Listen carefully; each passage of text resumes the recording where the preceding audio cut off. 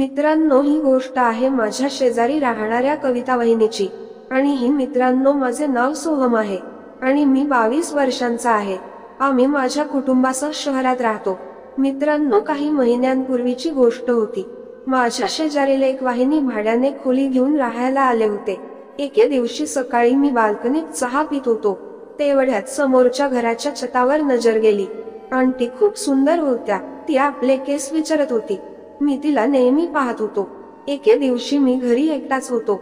दाराची bell वाजली तर मी जाऊन दरवाजा उघडला आणि वहिनी बाहेर उभी होती.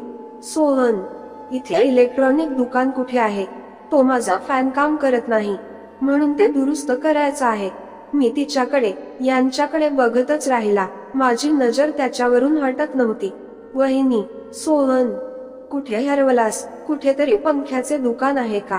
मी म्हणालो. वहिनी, दुकान आहे, पण ते खूप दूर आहे. मी पण पंखा बनवतो.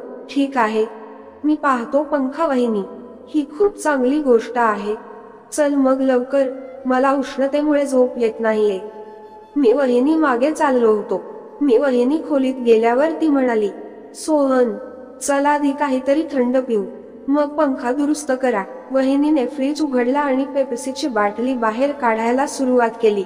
आम्ही पेप्सी प्यायलो. मग काही वेळाने मी वहिनीचा पंखा दुरुस्त केला आणि परत येऊ लागला तेव्हा ती म्हणाली, सोहन, घरी मला एकटीला कंटाळा येतो. तू माझ्या घरी ये, कारण हे गेल्यावर मलाही घरी एकटीला कंटाळा येतो. या बहाण्याने मी पण थोडा गप्पा गोष्टी करत जाऊ, मला पण बरं वाटेल. मी म्हणालो, ठीक आहे वहिनी, मी येईन. दुसऱ्या दिवशी सकाळी मी बाजारात जात असताना वहिनीने आवाज दिला, कुठे जातोय सोहन? मी म्हणालो, मी कुठेही जात नाही, फक्त बाजारात जातो. तू माझ्यासाठी एक काम करशील का? मी म्हणालो, हो, काय काम आहे ते का सांगा.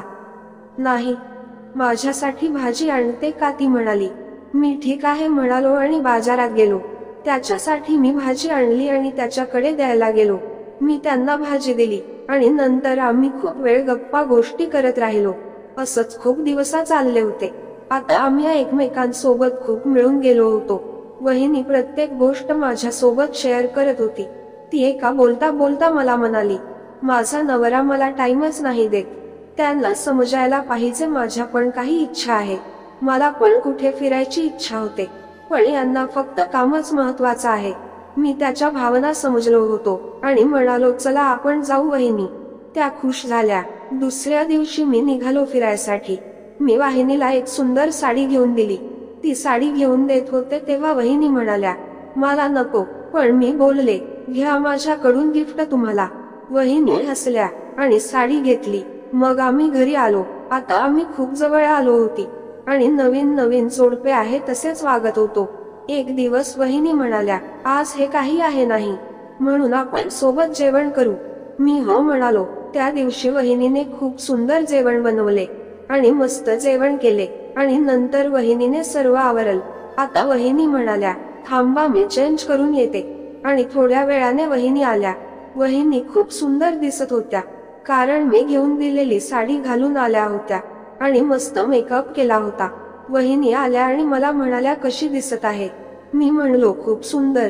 त्या थोड्या लाजल्या. मी जर मला गर्लफ्रेंड झाली तर ते बिलकुल तुमच्या सारखी असली पाहिजे. यावर वहिनी म्हणल्या, एवढी आवडते का तुम्हाला मी? मी काही बोललोच नाही, पण वहिनी समजल्या होत्या. आता माझी नजर पण त्यांना पाहण्याची वेगळी झाली, कारण त्या दिसत तशा होत्या. आता त्यांना पण समजले होते मी काय पाहत आहे. तर त्या माझ्या जवळ बसल्या आणि म्हणाल्या, सांगा, काही पाहिजे गर्लफ्रेंड?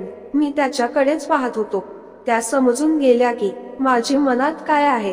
आता मी हिम्मत करून एकदम जवळ आणि त्या पण आल्या. आता मी समजलो, आग दोन्हीकडे लागली आहे आणि खूप वेळ आम्ही त्यानंतर एकमेकांना प्रतिसाद देऊ लागलो. आम्ही पूर्ण भारावून गेलो होतो. आता ती वेळ आम्हाला कमी वाटू लागली, पण थोड्या वेळाने सर्वीकडे शांतता पसरली. नंतर खूप वेळ आम्ही बोलत राहिलो आणि जेव्हा वेळ मिळेल तेव्हा आता शांततेचा आनंद घेत राहिलो.